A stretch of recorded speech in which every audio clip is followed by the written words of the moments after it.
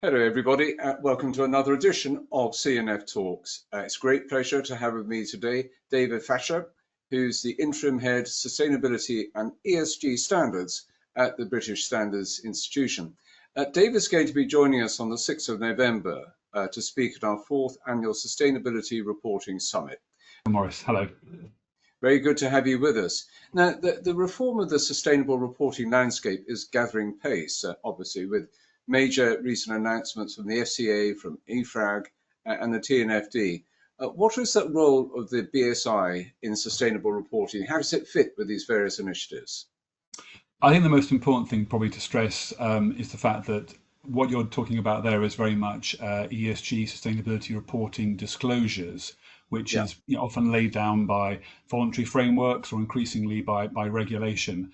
The world of BSI and more importantly, the fact that BSI is the UK member of ISO, which is the International Standard for International Organization for Standards, is more about providing organizations with the how-to, which then can help them, enable them to report when it comes to those disclosures down the line. So I would probably say that it's more a case of our role being that of complementing what are the kind of the alphabet soup, which I think everyone obviously refers to and is a source of concern, I think, for organizations trying to navigate what they're now being obliged to do. It's not a case of ISO in the same exact space. It's Yeah. about, like I said, providing that kind of guidance on what data you might or how to collect data that you might then use later on with some of those reporting disclosure requirements.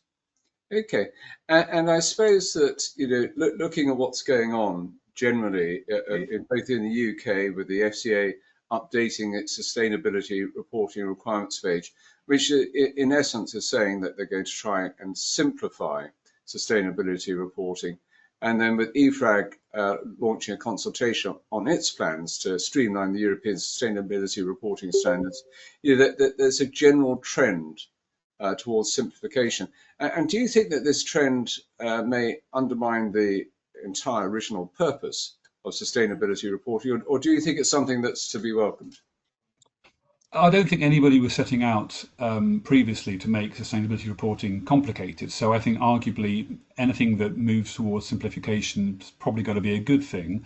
Yeah. Certainly a couple of years ago, the phrase that kept coming up a lot was about interoperability, making sure that if there are going to be multiple different reporting frameworks, at least can they be interoperable so that an organization saying, well, we have the data we need to report under X. Oh, that also means because there's a lot more interoperability, we now know we can report if needs be under Y and Z. I think also there was a lot of references previously to how these need to be harmonized. And again, that's speaking to the interoperability piece. You're obviously, yes, you're picking up on the fact that simplified and there's been some more loaded and quite emotional language about rollbacks and watering down. I think that certainly to your question, though, there's a concern that what the ambition, for example, of the EU was in terms of putting out the markers regarding the corporate sustainability reporting directive have been then moved around so much that organizations are, their heads are spinning in terms of what they do have to do, whether they're even within scope of it. So that's one thing I think that's been a concern of organizations. And I think Mm. to your point about the ambition, yeah, it was always about trying to in a way, I guess, make organizations more accountable for their ES and G performance. And I Yeah. think possibly what's happened is that the efforts to simplify have led to a general sense, perhaps in the business world, that perhaps regulators' hearts aren't really in this because they're pushing back and moving goalposts, and it's just become quite a confusing mess, as I'm sure you're aware, and those of your audience are very familiar with the kind of the challenge that's in front of us. Yeah. Yeah. I suppose it reflects the political reality of how things are. But turning to another subject entirely, the Task Force on Nature-Related Financial Disclosures, the TNFD, just issued a discussion paper on the challenges investors face in identifying, assessing, and disclosing nature-related dependencies and impacts at the portfolio level. Is the BSI involved in giving advice to UK companies in this area within its standards?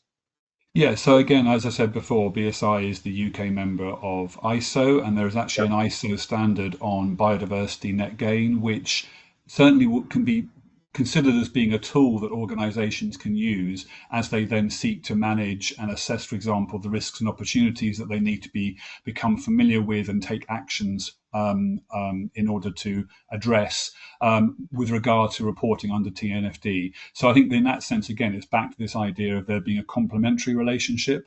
Yeah. And in fact, actually, the ISO standard that's publishing on biodiversity net gain towards the end of this year is based in itself on a British standard that came out about 5 years ago.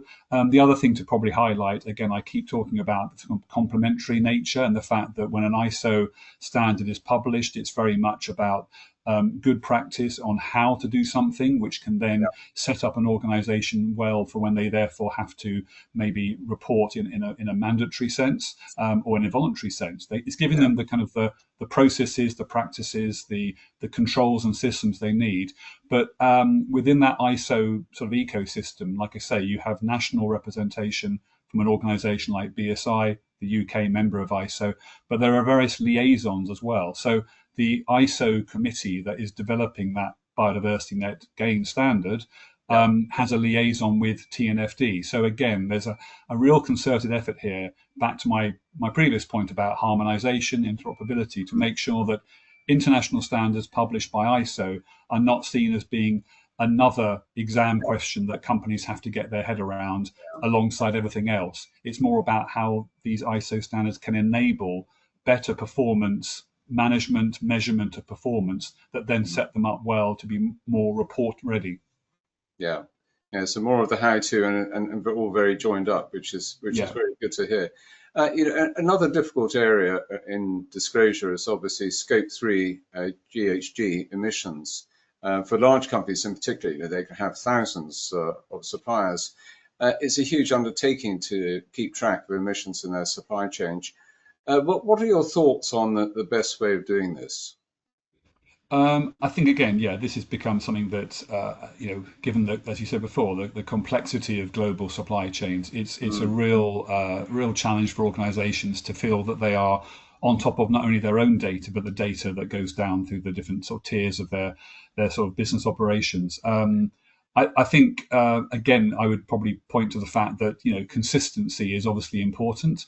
If organisations are managing and measuring the same thing in the same way, and that means they have more confidence in the sort of downstream output of that in terms of the reporting. And again, there are international standards that are have been designed, have already been developed and published. But BSI actually, again, is very much a pioneer in this space. Apart from, as I said, being the UK member of ISO, we develop our own standards for a UK audience, and recently published guidance for net zero transition for SMEs, for example, a freely available standard from BSI called Flex 3030. Again, the idea then is recognition of the fact that it's SMEs that are really at the kind of the downstream coalface of how to get started on this, because typically they might be part of the Scope 3 emissions of a larger global corporate, and yet their kind of heads are turning in terms of what they have to do. Does SBTI apply to them? What's this thing called the greenhouse gas protocol? Where to get started is, I think, the big ask of SMEs, and hopefully something like BSI Flex 3030 will get them pointing in the right direction. So to your point about Scope 3 emissions, they're better able to respond to that, and in a more consistent way that helps all of their clients. Great, and that's good to hear. Obviously, the whole purpose, or the primary purpose at least, of sustainability reporting is to enable investors to make informed decisions, thereby holding companies and organisations to account and pushing the pushback against climate change. Given the amount of detail that's required under various sustainability reporting standards, notwithstanding the simplification that we discussed earlier, do you think there's a danger sometimes that investors will get bogged down in the detail and, as it were, not see the wood for the trees? Yeah, I mean, as you said before, really the ambition of something like CSRD in the EU was very much to make sure there is a kind of a level playing field in terms of the type of information that investors would need from companies in their sustainability statements. And I think we could be at that point inevitably where a lot of activities happening, and maybe the information that's being pulled out of companies, and then landing in these sustainability statements, is perhaps not being utilized in quite the most effective way.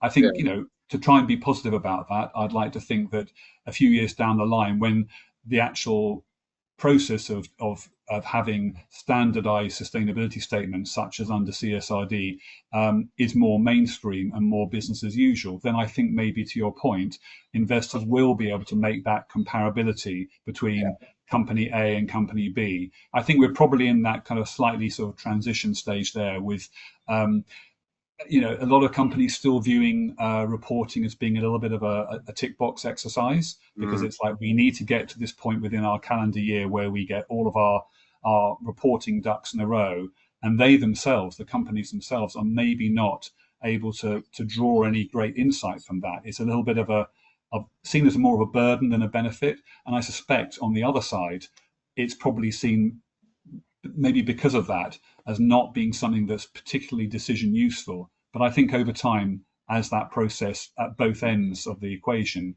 become a little bit more, as I say, baked into operations, I think that's when we'll see that turning point, or tipping point rather. And that's why I think maybe the gold within the data, I think, will then sort of start to come through.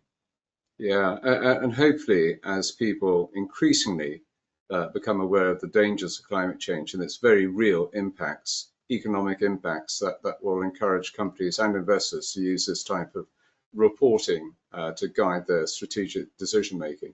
And I agree with you, David. Maybe that's a couple of years off yet.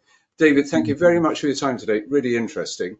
Looking forward to taking forward this discussion and discussion on related issues at the conference itself. That's the 4th Annual Sustainability Reporting Summit in London on the 6th of November. Further information available at the website, www.cityandfinancial.com. David, thank you very much. See you on the 6th of November. See you then, Maurice. Thanks for inviting me.